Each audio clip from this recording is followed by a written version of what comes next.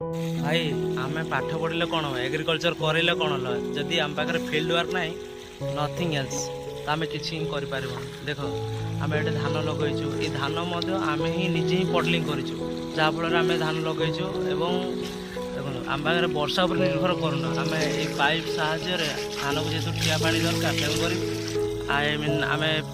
Student हेल्ला आम कम करके आम मुह गुड़ा देखिए टार्निंग पड़ जाए खरारे कौन करूँ जब प्रैक्टिकल हेन तो आम किसी तेणुक प्रैक्टिकल इज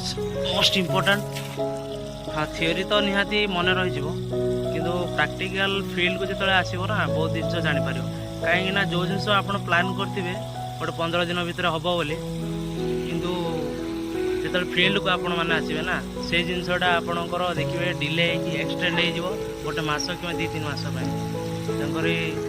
आपण जेकोसी प्रोफेशन रे रुहतु किंतु आपण फील्ड वर्क को ध्यान दिंतु और फील्ड वर्क आप बहुत किसी शिखे रही थैंक यू।